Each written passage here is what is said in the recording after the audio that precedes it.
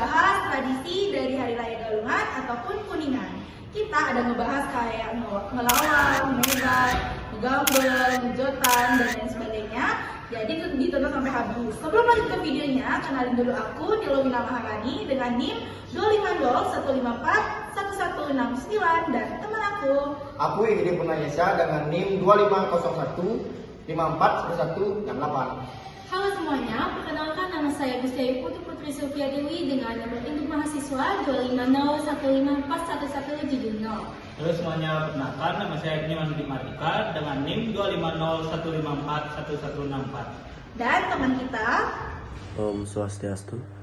Nama saya Gede Panjaga Sedeswandana dengan NIM 250-154-1167. Oke, itulah dia perkenalan singkat dari kelompok kami. Langsung saja kita tonton videonya. Let's go. Oke, halo semuanya. Jadi di sini aku bakal jelasin terkait kearifan lokal masyarakat Hindu di Bali di mana memasuki Hari Suci Galungan. Nah, teman-teman, sebelum kita mendalami nih lebih lanjut tentang Hari Suci Galungan, tentunya kita harus tahu lebih dulu makna dari Galungan. Di mana Galungan itu ialah sebuah perayaan kemenangan Dharma di atas Adharma. Nah, di mana itu mengandung nilai kearifan lokal Bali seperti halnya sosial, budaya, dan spiritual. Nah, selanjutnya itu tentang makna filosofis dari Galungan. Nah, Galungan ini berasal dari kata galung, di mana yang berarti menang. Selain itu pula memiliki makna di mana kemenangan Dharma dalam diri manusia, pengendalian indria dan pikiran, keselarasan skala dan niskala, dan terakhir itu terkait kisah Maya Denawa.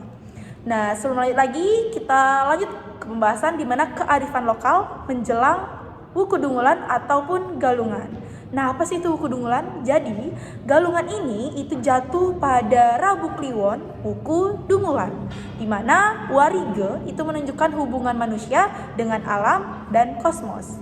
Tumpek warige atau uduh, yang sering disebut uduh, itu dilaksanakan 25 hari sebelum Hari Raya Galungan, di mana itu memiliki makna ataupun tujuan untuk bakti pada tumbuhan dan konservasi alam. Tentunya untuk memohon kesuburan sarana upacara. Sekian dari aku, dilakukan oleh temanku. Bye-bye. Baik, saya akan menjelaskan tentang rangkaian-rangkaian yang dilaksanakan sebelum perayaan Galungan. Ada 3, yakni pertama adalah penyengkapan. Jadi penyengkapan itu adalah suatu rangkaian acara yang mempunyai tujuan untuk mengendalikan diri. Yang kedua adalah penjajahan. Jadi penjajahan adalah suatu rangkaian yang dimana kita itu diwajibkan untuk membuat jajanan atau bergotong royong sebelum perayaan Galungan berlangsung. Dan yang terakhir adalah penampahan. Penampahan adalah perayaan 1 hari sebelum Galungan yang dimana kita harus membuat makanan, ya khususnya untuk laki-laki yang membuat makanan seperti lawak. Habis itu untuk perempuan kita harus mengikuti ngayah di banda dan menyamar beraya. Baik, saya akan menjelaskan tentang penjelasan dari Sugian. Nah, jadi apa sih itu Sugian? Jadi Sugian itu adalah perayaan yang dilaksanakan menjelang Galungan. Dan sini ada 2 penjelasan. Yang pertama adalah Sugian Jawa. Jadi Sugian Jawa itu merupakan suatu rangkaian acara yang dengan tujuan untuk menyucikan alam semesta. Yang kedua adalah Sugian Bali. Jadi Sugian Bali adalah suatu rangkaian dengan tujuan untuk membersihkan diri. Nah, di sini Sugian ini mempunyai nilai-nilai, yakni nilai kebersihan, nilai kesucian, dan nilai keseimbangan spiritual. Nah, jadi di sini saya akan menjelaskan materi berikutnya, yaitu tentang penjor. Nah, di mana biasanya pada Hari Raya Galungan, umat-umat Hindu yang ada di Bali ini membuat salah satu prasarana untuk bersembayang, yaitu namanya adalah penjor. Di mana penjor ini merupakan simbol kosmis dan simbol ketuhanan dan kemakmuran yang biasanya terbuat dari bahan-bahan alam seperti daun kelapa, yaitu busung atau ibung, yang melambangkan Gunung Mahameru dan juga sebagai media edukasi budaya. Melalui penjor, umat Hindu menegaskan rasa bakti dan terima kasih kepada Hyang Widi atau Tuhan Yang Maha Esa atas segala berkah yang telah diberikannya. Nah, selanjutnya yaitu pada Hari Raya Galungan, Persembahyangan di Pura dan Merajan ini bertujuan untuk mendapatkan nilai syukur dan kesadaran spiritual. Dan juga memohon agar keluarga kita selalu harmonis tanpa perpecahan. Dan yang ketiga adalah pelaksanaan Trisandya dan implementasi Trihita Karana. Nah, adapun etika sosial yang harus kita taati, yang harus kita lakukan saat galungan, yaitu yang pertama adalah menjaga tutur kata kita agar tidak berbicara kotor. Yang kedua adalah menghindari pertengkaran. Dan yang terakhir adalah saling memaafkan dan menjaga kerukunan agar keselarasan antara manusia ini dapat terjaga dengan baik. Halo, jadi kali ini saya akan membahas humanis dan kearifan lokal di zaman modern. Nah, apa sih itu humanis? Nah, sekarang saya akan membahasnya. Di zaman modern yang ditandai dengan perkembangan teknologi dan globalisasi, nilai humanis dan kearifan lokal tetap memiliki peran yang sangat penting dalam kehidupan masyarakat. Humanis berarti sikap yang mengutamakan nilai kemanusiaan seperti menghargai, peduli terhadap sesama, dan perbuatan baik serta empati lainnya. Nah, kehidupan nyata maupun di dunia digital, di tengah penggunaan media sosial dan teknologi komunikasi, humanis sangat diperlukan. Dan semakin luas sikap humanis diperlukan agar manusia tidak mudah menyebarkan kebencian serta perundungan atau informasi palsu, serta manusia mampu berkomunikasi dengan sopan dan bertanggung jawab. Sementara itu, kearifan lokal merupakan nilai kebiasaan dan tradisi yang berasal dari budaya setempat yang diwariskan secara turun-menurun. Di zaman modern, kearifan lokal tidak harus ditinggalkan, tetapi dapat disesuaikan dengan perkembangan zaman. Contohnya, budaya gotong royong yang dulu dilakukan secara langsung, kini dapat diwujudkan melalui kerjasama dalam komunitas digital.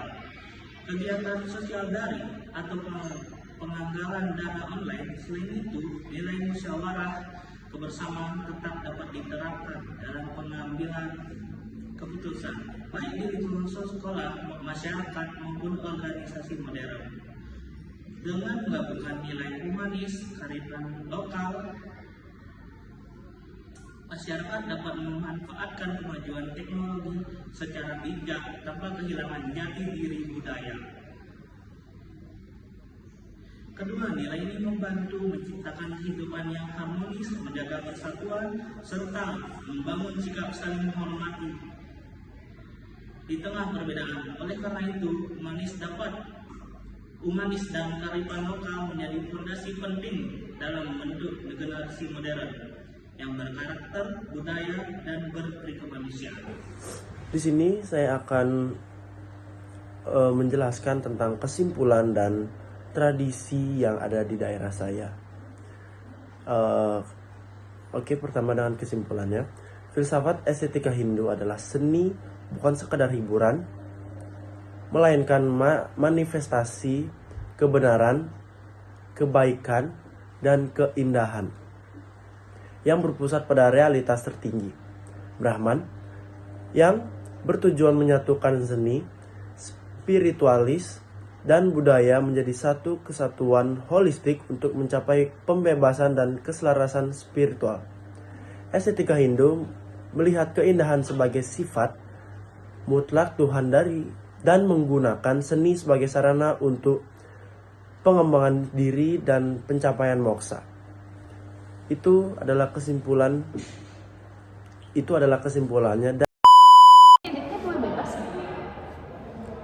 Oke, teman-teman, setelah kalian tahu nih penjelasan dan dari makna-makna tentang Hari Raya Galungan ataupun Kuningan, dari kita itu akan membawakan tradisi-tradisi yang ada di daerah masing-masing ataupun di luar daerahnya yang diadakan pada saat Hari Raya Galungan ataupun Kuningan. Jadi, aku akan menceritakan salah satu cerita khas dari Bali yang seru dan penuh makna, dimana tentang ngelawang.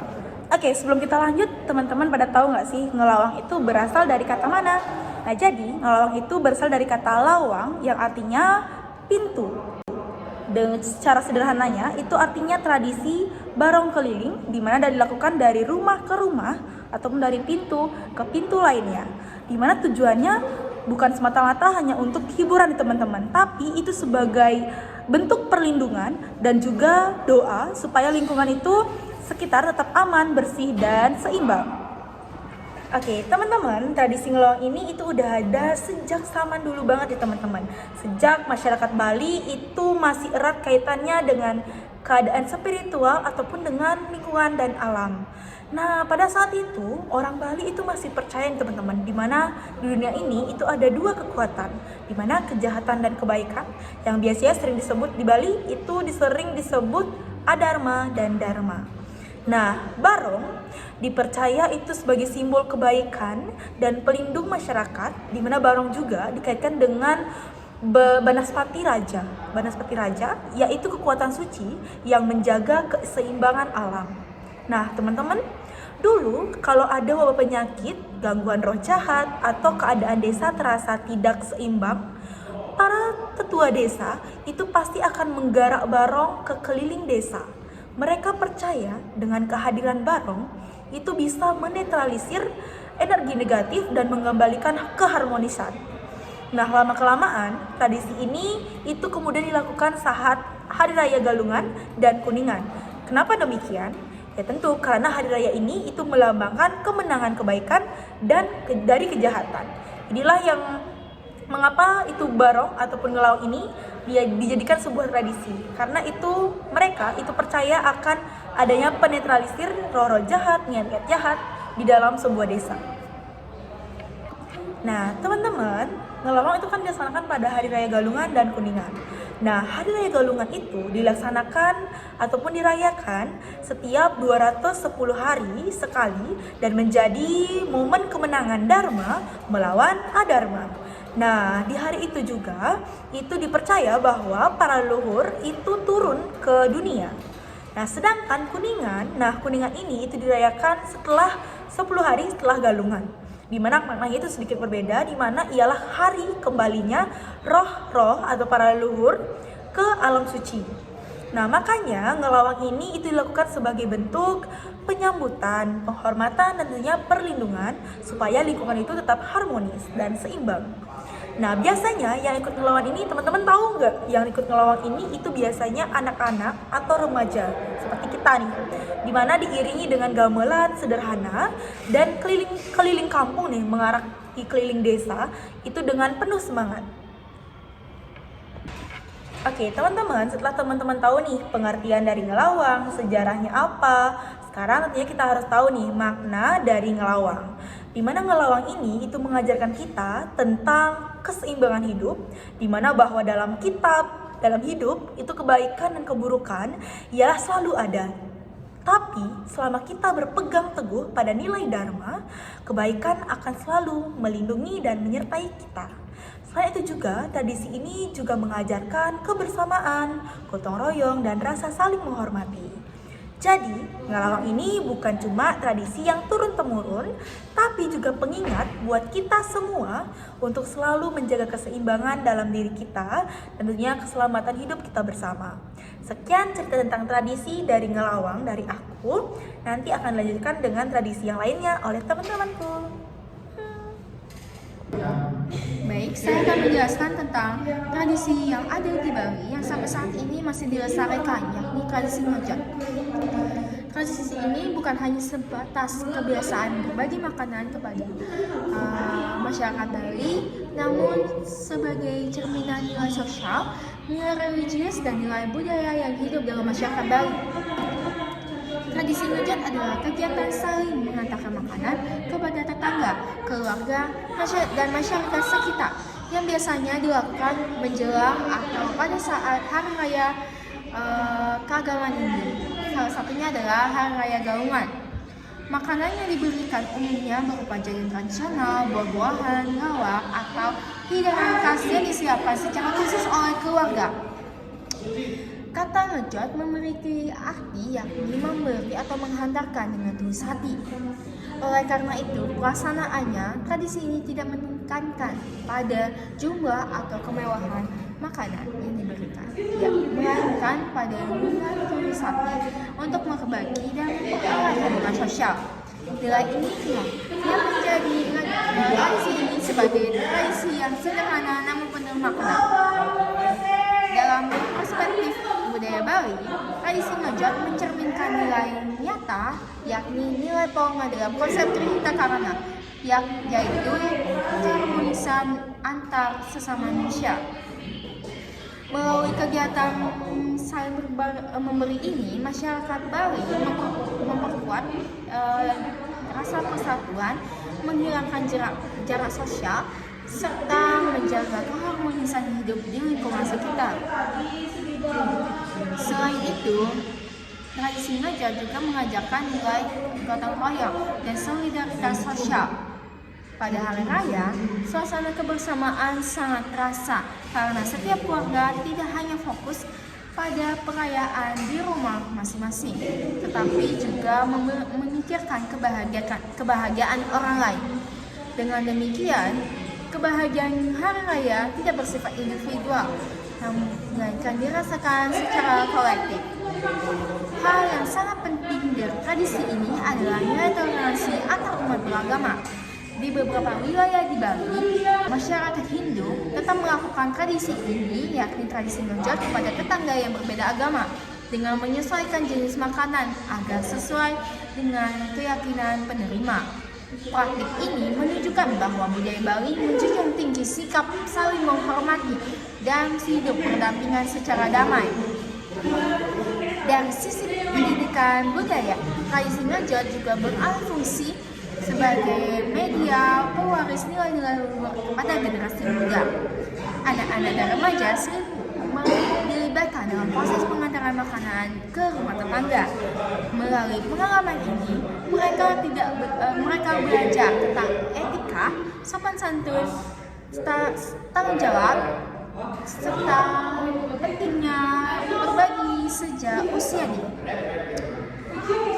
Dalam rangkaian Hari Raya Galungan dan Kuningan, tradisi ngejot memiliki arti yang lebih dalam.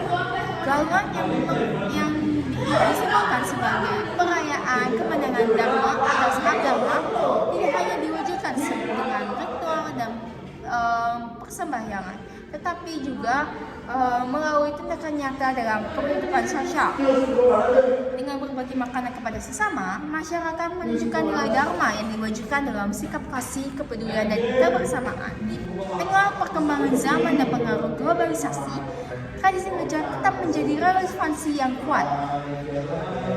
Ketika gaya hidup modern cenderung individualisme dan materialis, tradisi ini hadir sebagai pengingat akan pentingnya hubungan sosial dan nilai kemanusiaan. Tradisi ini mengajarkan kita bahwa kemajuan tidak boleh dihilangkan oleh jati diri dan kearifan lokal. Oleh karena itu, pelestarian tradisi ngejot tetap menjadi tanggung jawab bersama, baik masyarakat, lembaga pendidikan maupun generasi muda. Memahami makna visualis dan nilai budaya yang terkandung dalamnya, tradisi ini tidak hanya bertahan sebagai kebiasaan, melainkan suatu identitas budaya Bali yang memperkuat persatuan dan keharmonisan sosial. Jadi bisa disimpulkan bahwa tradisi ngejot adalah satu warisan Bali yang menerapkan nilai religius, toleransi, dan pendidikan karakter. Tradisi ini juga mengajarkan kita bahwa kita harus peduli terhadap sesama manusia dan saling menghormati. Dan ini merupakan suatu hal yang penting dalam kehidupan yang harmonis. Nah, jadi di sini saya akan menjelaskan tradisi yang ada di Jembrana. Mungkin nggak di Jembrana saja, di semua daerah itu ada, yaitu tradisi mebat. Nah, jadi apa itu tradisi mebat? Jadi pengertian tradisi mebat. Tradisi mebat adalah kegiatan gotong royong yang dimana masyarakat Bali dalam mengolah daging, terutama daging babi, yang digunakan sebagai bahan utama dalam berbagai upacara adat dan keagamaan Hindu di Bali. Contohnya seperti galungan dan kuningan. Itu biasanya mereka mebat itu 1 hari sebelum galungan, itu dinamakan penambahan galungan atau kuningan. Nah, tradisi ini dilakukan secara bersama-sama oleh anggota keluarga, kerabat maupun warga Banjar yang ada di desa tersebut. Mebat tidak hanya sekedar kegiatan memasak, tetapi juga merupakan wujud kebersamaan dan tanggung jawab sosial dalam kehidupan masyarakat Bali. jadi adapun sejarah dan latar belakang membat, yaitu tradisi membat telah berlangsung sejak zaman dulu dan diwariskan secara turun-temurun dari generasi ke generasi. Tradisi ini lahir dari kehidupan masyarakat agraris Bali yang menjunjung tinggi nilai kerjasama dan kebersamaan. Dalam sistem sosial Bali, khususnya di lingkungan Banjar, setiap kegiatan adat dilakukan secara kolektif termasuk persiapan konsumsi upacara. Oleh karena itu, membat menjadi bagian penting dalam menjaga keharmonisan sosial dan pelestarian budaya lokal. Nah, selanjutnya adalah waktu dan tujuan pelaksanaan dari membat ini. Tradisi membat ini biasanya dilaksanakan menjelang pelaksanaan upacara adat dan keagamaan, seperti odalan di pura, upacara pernikahan, potong gigi atau mentatah, serta upacara ngaben. Dan juga seperti yang tadi saya bilang, 1 hari sebelum Hari Raya Galungan dan Kuningan. Nah, tujuan utamanya yaitu tradisi membat ini adalah untuk menyiapkan makanan dan sarana upacara secara bersama-sama sehingga beban pekerjaan pekerjaan tidak ditanggung oleh satu orang saja atau satu pihak saja. Selain itu, membat juga menjadi sarana mempercepat hubungan atau mempererat hubungan kekeluargaan dan persaudaraan antar warga desa. Selanjutnya yang keempat adalah prosesi dan pelaksanaan tradisi membat. Pelaksanaan tradisi membat dilakukan melalui beberapa tahapan, yaitu yang pertama yaitu tentu saja harus saja mempersiapkan tempat dan alat-alatnya. Warga biasanya berkumpul di rumah penyelenggara upacara atau di balai Banjar dengan membawa peralatan yang dibutuhkan seperti pisau, talenan, atau dan lain sebagainya. Dan kedua adalah penyembelihan hewan. Hewan yang digunakan disembelih sesuai dengan aturan adat dan nilai keagamaan. Dan yang ketiga adalah pemotongan dan pengolahan daging. Daging dibagi dan diolah menjadi berbagai masakan khas Bali seperti lawar, sate lilit, urutan, komo dan lain sebagainya dan disajikan. Nah, yang keempat adalah pembagian peran. Setiap orang memiliki tugasnya masing-masing seperti memotong daging, ada yang meracik bumbu, ada yang memasak atau yang membersihkan peralatan-peralatan yang sudah digunakan. Ya, yang kelima adalah kegiatan kebersamaan. Selama proses berlangsung terjadi interaksi sosial, canda dan kerjasama yang mempererat rasa kekeluargaan. Nah, yang kelima adalah nilai-nilai luhur dalam tradisi membat. Tradisi membat juga mengandung berbagai nilai luhur, antara lain gotong royong karena semua warga saling membantu tanpa pamrih. Yang kedua adalah kebersamaan yang tercermin dari kerja kolektif dan makan bersama. Yang ketiga adalah toleransi dan saling menghargai, terutama dalam pembagian tugas. Yang keempat adalah pelestarian budaya sebagai bentuk untuk menjaga warisan leluhur. Dan kelima yang terakhir yaitu pendidikan sosial, khususnya bagi generasi muda untuk belajar bekerja sama agar kedepannya tidak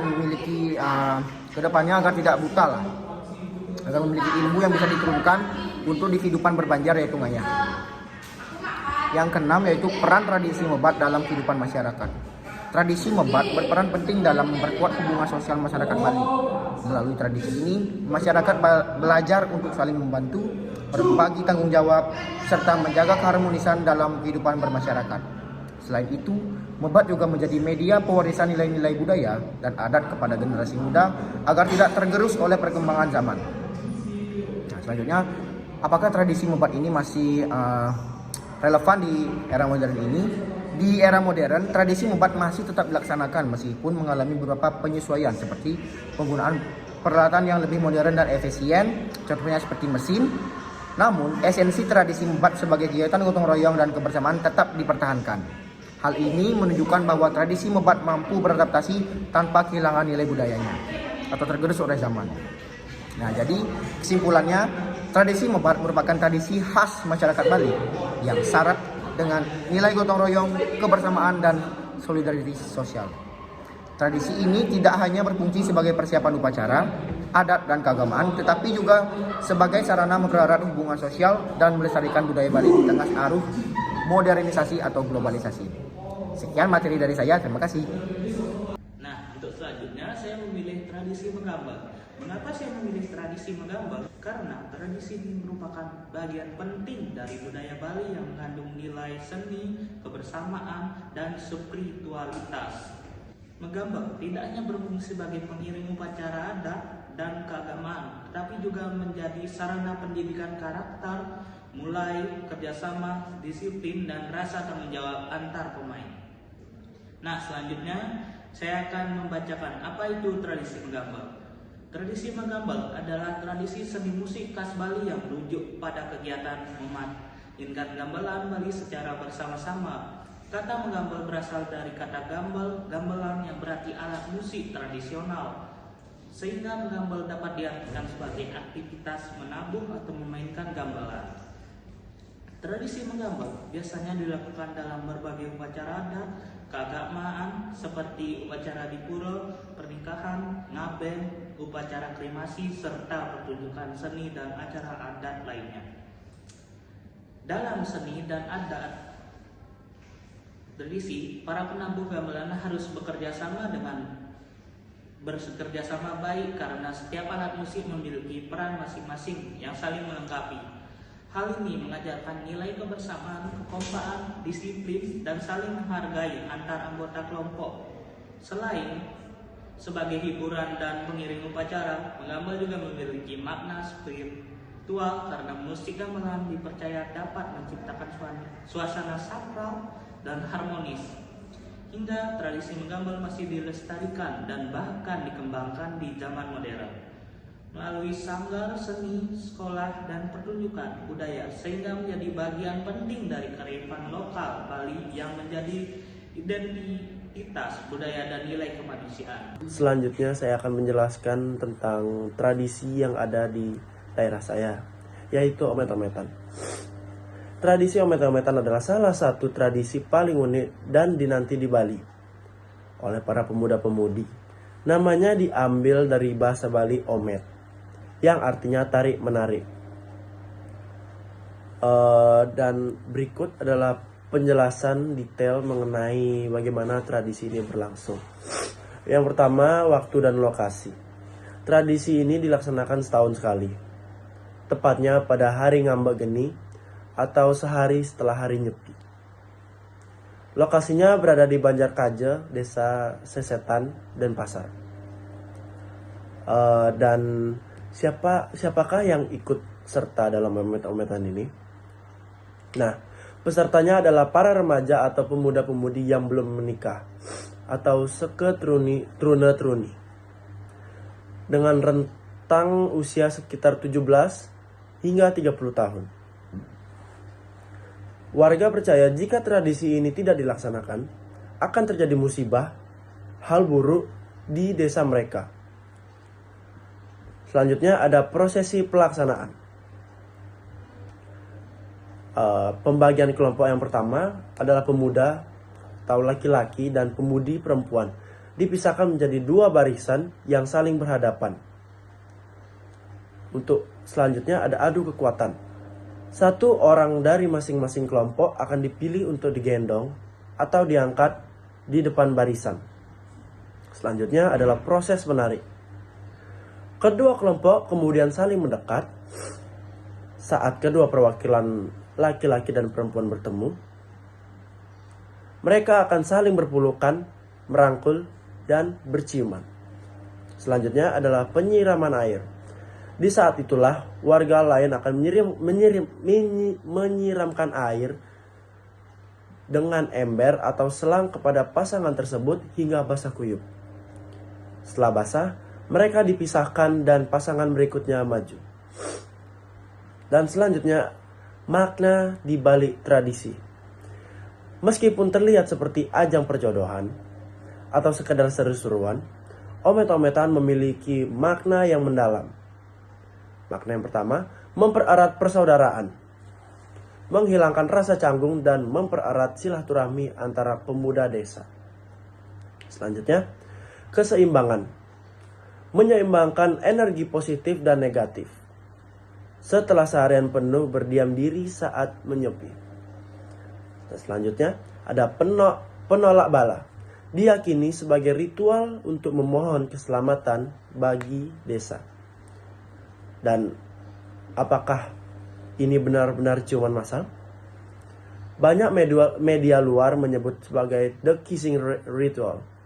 Namun, bagi warga lokal, fokusnya bukan pada ciumannya, melainkan pada kebersamaan dan rasa sukacita.